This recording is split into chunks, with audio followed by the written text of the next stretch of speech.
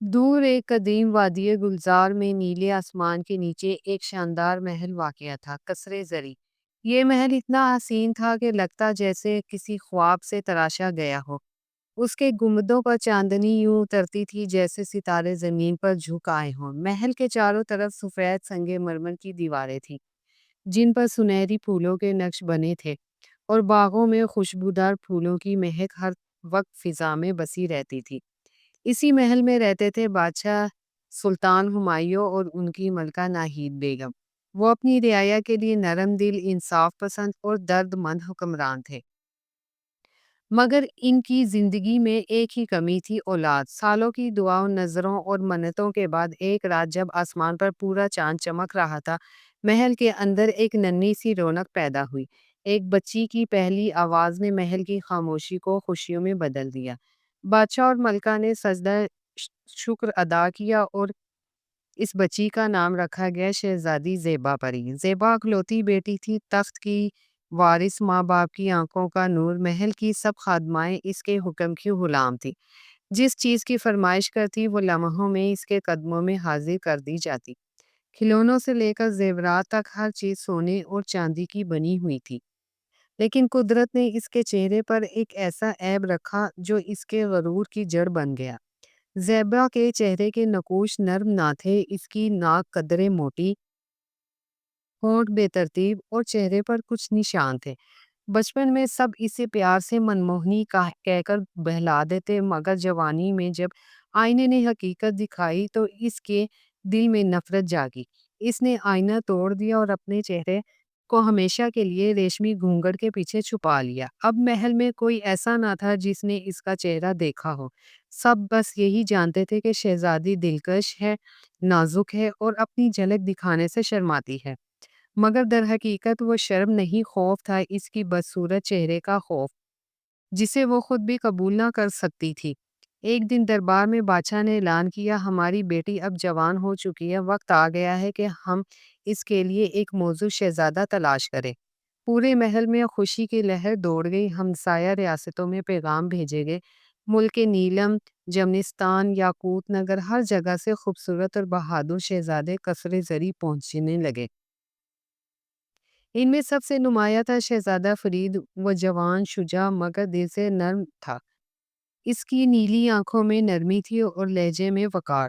جب زیبا نے پہلی بار ریشمی پردے کے پیچھے سے اسے دیکھا، اس کے دل میں ایک انوکھی دھڑکن اٹھی۔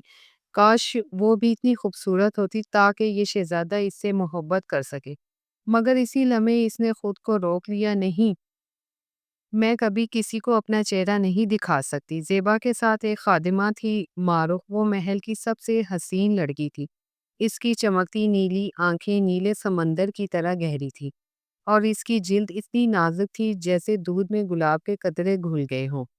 معروف نہ صرف خوبصورت تھی بلکہ دل کی بھی پاک تھی۔ وہ شہزادی سے بے حد وفادار تھی۔ ایک دن شہزادہ فرید نے بادشاہ سے کہا: میں چاہتا ہوں کہ اپنی منگیتر سے تنہا ملاقات کروں۔ یہ سن کر زیبا کا دل لرز گیا۔ اگر اس نے میرا چہرہ دیکھ لیا تو وہ شادی سے انکار کر دے گا۔ اس نے غصے میں کہا: معروف، آج سے تم میری جگہ جاؤ گی، جہاں جہاں فرید مجھے بلائے گا وہاں تم جاؤ گی۔ تم میرے شاہی لباس پہنو گی، میرا گھونگھٹ لو گی اور خود کو شہزادی ظاہر کرو گی۔ معروف نے ہچکچاتے ہوئے کہا: لیکن ملکہ، یہ دھوکہ ہوگا۔ زیبا نے تیز لہجے میں کہا: یہ میرا حکم ہے، بس چپ۔ معروف خاموش ہو گئی۔ وفاداری سے اسے مجبور کر دیا۔ زیبا نے خود معروف کو تیار کیا، شاہی نیلا لباس، چاندی کے زیور، گلابی ہونٹوں پر ہلکا رنگ اور بالوں میں سونے کی پنییں جیسے کوئی آسمانی پری، پھر اس کے چہرے پر ریشمی گھونگھٹ ڈال دیا۔ یاد رکھنا معروف، اگر فرید چہرہ دیکھنے کی ضد کرے تو بس اپنے ہاتھ دکھانا، چہرہ ہرگز نہیں۔ معروف نے سر جھکا کر کہا: جی شہزادی۔ شاہی پالکی تیار ہوئی، دو سفید گھوڑے آگے تھے، سنہرے پہیے چمک رہے تھے۔ معروف شہزادی کے لباس میں محل سے نکلی۔ سب نے اسے دیکھا اور عقیدت سے سر جھکایا۔ باغ کے بیچ فوارے کے پاس شہزادہ فرید منتظر تھا۔ ہوا میں چنبیلی کی خوشبو پھیلی ہوئی تھی، جب ماروخ اس کے سامنے آ کر رکی، فرید نے نرمی سے کہا، شہزادی کیا مجھے آپ کا چہرہ دیکھنے کی اجازت مل سکتی ہے؟ ماروخ نے گھبرا کر کہا، نہیں شہزادے، روایت اجازت نہیں دیتی۔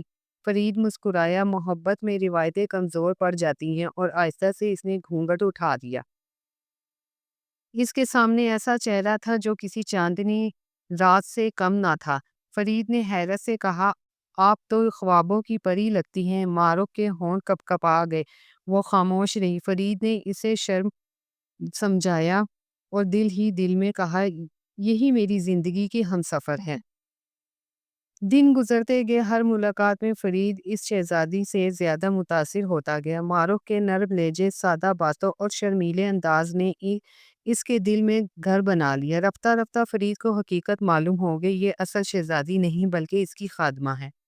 مگر فرید نے کسی کو کچھ نہیں بتایا، وہ جانتا تھا وقت خود سچ دکھا دے گا۔ چند دن گزرے اور فرید کو یقینی طور پر سچ معلوم ہو گیا کہ جس لڑکی سے وہ ملاقات کرتا رہا وہ دراصل شہزادی نہیں بلکہ اس کی خادمہ ماروخ تھی۔ فرید کے دل میں کوئی غصہ نہ آیا بلکہ ایک خاموشی مسکراہٹ، سچائی کبھی چھپ نہیں سکتی۔